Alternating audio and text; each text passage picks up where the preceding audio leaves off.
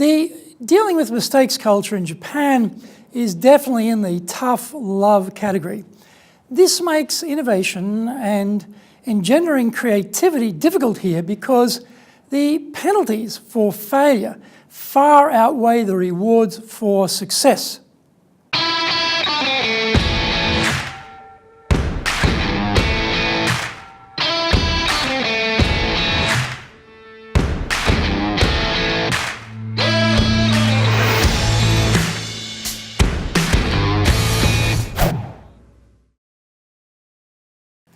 Welcome back to this weekly edition every Tuesday of the Cutting Edge Japan Business Show. I'm your host, Dr. Greg Story, President of Dale Carnegie Training Japan. And we are bringing the show to you today from the High Performance Center here in Akasaka in Minato-ku, the business center of Tokyo. Well, where is this cutting edge? For all of us, the quality of our people is the cutting edge for success in Japan. In this show, I will stimulate your thinking about ramping up your business, bring you insights from the best training organization on the planet, provide you with the highest quality Japan information, motivate you to motivate yourself and then motivate those around you, help you to shoot the lights out at results time. I don't want to just help you to succeed here in your business in Japan. I want you to dominate. Before we get into this week's topic, here is what caught my attention lately. Japan's exports are up 14% on last year. Japan is doing well with exports of vehicles, electronics, and machinery. Significantly, last October, China replaced the US as Japan's largest export market, as exports are up 26%. Imports from China also increased 14%. President Trump won't be happy that Japan's trade surplus with the US is up 11%, mainly driven by chemicals and machinery. Imports from the US were up, but only 3.1%, mainly fish, soybeans, coal, liquid petroleum, gas, iron ore, that type of thing. Nissan has said it is planning to build a new factory in the US to keep up with the local demand. Their existing plant in Tennessee and Mississippi, or plants in Tennessee and Mississippi, are maxed out, according to Jose Munoz, chairman of Nissan North America. Nissan sales in the US have increased by 70% over the last 6 years. This is episode number 13, and we are talking about dealing with your own mistakes. それでは行きましょう. Let's get going. We want people to fail. That's right, because we all know that we are the product today of all of our accumulated failures. We've learnt what works and does not work by trying something, failing, and then adjusting the way we do it the next time. American basketball coach John Wooden once said, "Failure is not fatal, but failure to change might be." The obvious point he was trying to convey to us is that everyone makes mistakes and fails. It is what you do after the mistake or failure that makes all the difference. This attitude to mistakes is particularly relevant here in Japan. Errors are viewed very dimly in Japan. In fact, the fear of making an error is so strong that people are very cautious about anything new or unfamiliar, as the mistake incidence is likely to be higher. If you grow up in Japan, you have had this idea drummed into your head from an early age. I encountered this when I was working with a visiting Japanese film crew doing a shoot for a magazine image as part of a product launch. We were down on the beach in Surfers Paradise on the beautiful Gold Coast in Queensland, Australia, and the second cameraman assistant accidentally dropped a completed film canister in the sand as he was changing film rolls.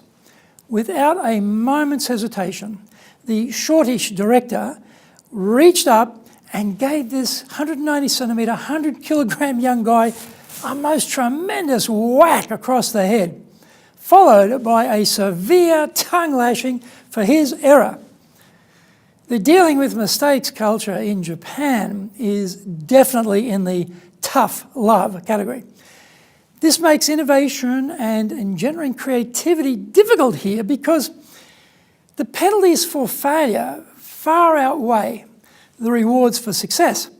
As leaders, we need to set the scene that mistakes happen because the creative process is messy and involves a lot of trial and error. The team are watching like a hawk about how mistakes are treated and take their cues from there. Lee Iacocca is famous for how he treated a multi-million-dollar failure by one of his marketing executives at Chrysler. It was no small change, and the executive in question presumed he was being called to the office to be given his marching orders. Upon entering the office, he said, "I suppose you are going to fire me." Iacocca said, "Fire you? We just spent millions educating you." Is that how you see your own mistakes, part of your education, or do you beat yourself up? Here are 5 ways to shake off mistakes and move forward to success. 1, brush it off. No one is perfect. Once in a while, everyone makes mistakes. It's going to happen. Don't spend time worrying about it. Cooperate with the inevitable and focus on what you are doing.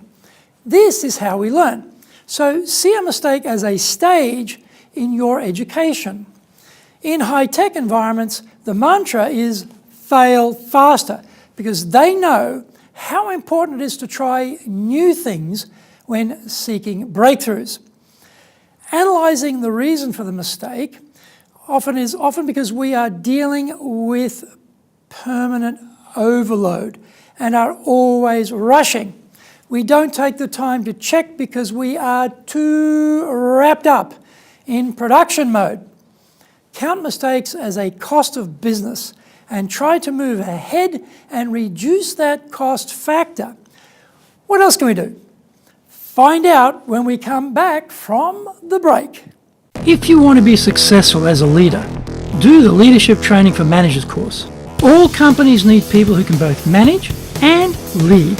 Leading people screams out for real skills in communication, dealing with all different types of people, being excellent at innovation, planning, delegation, handling mistakes, doing performance reviews really well, and inspiring and motivating the team. Do the Leadership Training for Managers course now in either Japanese or English.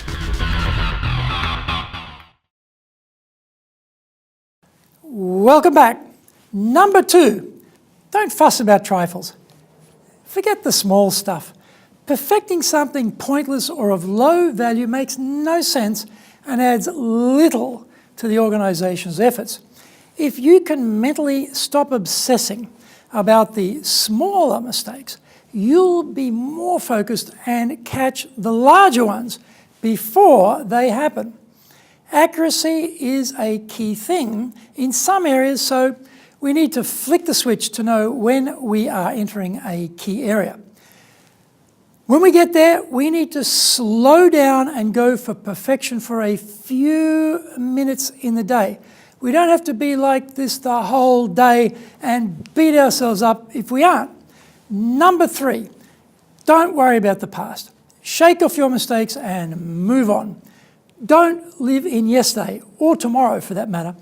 Forget about what happened, no matter how silly or embarrassing. By letting go of the past, it will help you focus on your current task.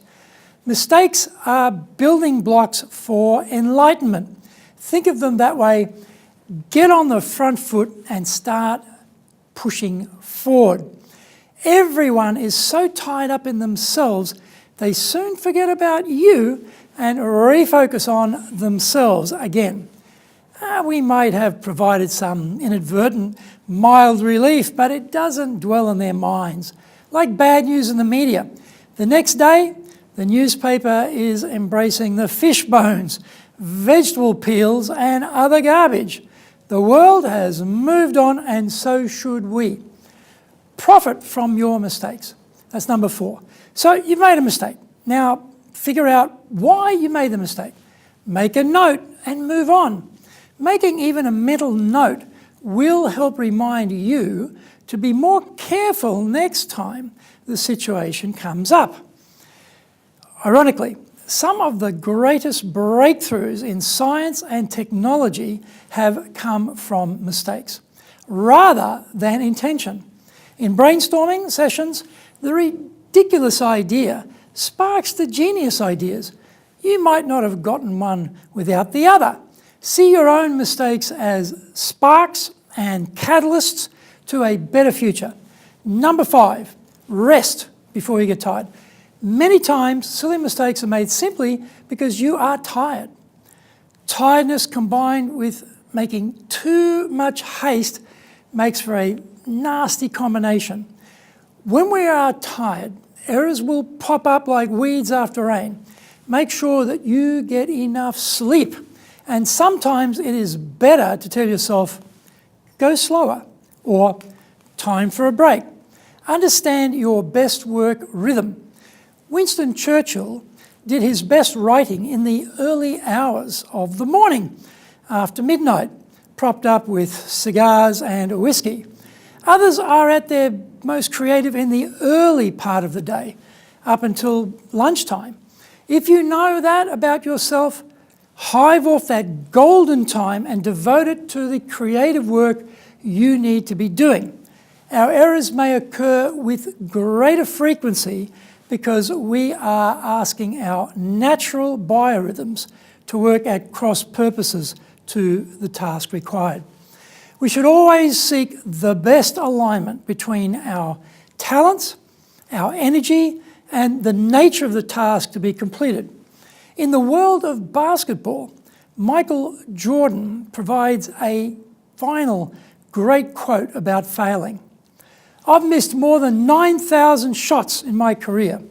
I've lost almost 300 games. 26 times I've been trusted to take the winning shot in the game and missed. I failed over and over again in my life, and that is why I succeeded. Mistakes are rarely game over in business. Remember, this is a marathon, not a sprint. We need consistency, reliability, and stamina. Reacting to mistakes is a more critical skill than eliminating them. You will never eliminate them all, so defining what comes next is more important. So, key points to dealing with our mistakes. 1, brush it off. 2, don't fuss about trifles. 3, don't worry about the past. 4, profit from your mistakes. And 5, rest before you get tired. Keep pushing hard with us here at the Cutting Edge Japan Business Show. Subscribe on YouTube. Share it with your family, friends, and colleagues. Become a regular. Thank you for watching, and remember to hit the subscribe button. Our website details are on screen now, japan.dalecarnegie.com. It is awesome value, so check it out. In episode 14, we are talking about how to speak to unruly, alcohol-fueled crowds. Ever heard that low hum of a big crowd chatting right through the speaker's speech? Japan is legendary for this, especially if they've already started serving the booze. How do you get everyone's attention in these types of environments? Find the answer to this question and much, much more next week. So, yoroshiku onegai itashimasu. Please join me for the next episode of the Cutting Edge Japan Business Show. Until then, create seriously massive levels of success. We are here to help you do that. Dale Carnegie Training Japan has only one direction in mind for you and your business, and that is up.